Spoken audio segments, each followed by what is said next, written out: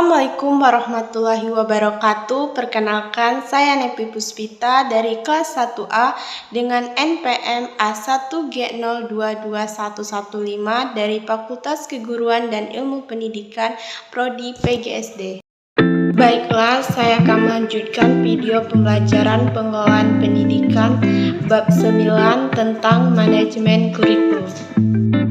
Adapun materi pembahasannya yaitu yang terdiri dari konsep dasar manajemen kurikulum, ruang lingkup manajemen kurikulum, prinsip dan fungsi manajemen kurikulum, komponen kurikulum, perencanaan kurikulum, model implementasi kurikulum, dan yang terakhir adalah evaluasi kurikulum.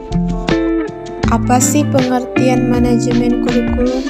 Konsep dasar manajemen kurikulum. Pengertian kurikulum. Kurikulum merupakan seperangkat rencana dan pengaturan mengenai tujuan, isi, dan bahan pelajaran. Pengertian manajemen kurikulum. Manajemen kurikulum merupakan suatu pengelolaan atau penataan terhadap kurikulum secara kooperatif, komprehensif, sistematik, dan sistematik yang dijadikan acuan oleh lembaga pendidikan.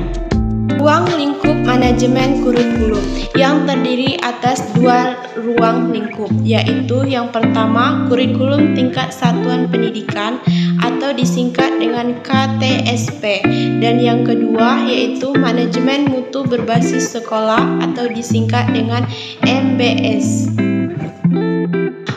Prinsip dan fungsi manajemen kurikulum.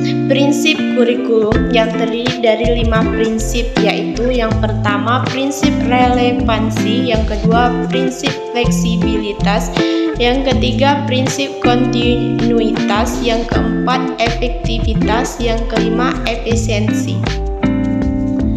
Fungsi manajemen kurikulum yang terdiri dari 6 fungsi, yaitu yang pertama fungsi penyesuaian, yang kedua fungsi integrasi, yang ketiga fungsi diferensiasi, yang keempat fungsi persiapan, yang kelima fungsi pemilihan, dan yang terakhir yaitu fungsi diagnostik.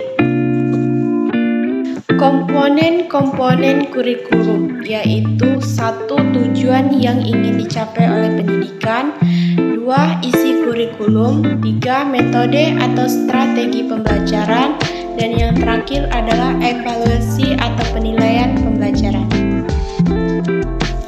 Perencanaan kurikulum. Perencanaan kurikulum merupakan suatu proses sosial yang kompleks yang menuntut berbagai jenis dan tingkat pembuatan keputusan-keputusan. Model implementasi kurikulum. Yang pertama, DCORES Basis Adaptation Model atau disingkat dengan CBAM, dan yang kedua model Ledworth, dan yang terakhir model Tori. Evaluasi kurikulum. Evaluasi kurikulum merupakan pemeriksaan secara terus-menerus untuk mendapatkan informasi yang meliputi siswa, guru, program pendidikan, proses pembelajaran untuk mengetahui tingkat perubahan siswa. Adapun hal-hal yang dievaluasi yaitu 1. Proses analisis kebutuhan dan kelayakan, 2. Proses perencanaan dan pengembangan, 3. Proses implementasi atau pelaksanaan, 4. Proses evaluasi kurikulum, dan yang terakhir proses perbaikan kurikulum. Baiklah, itulah materi yang dapat saya sampaikan. Terima kasih. Wassalamualaikum warahmatullahi wabarakatuh. Dah.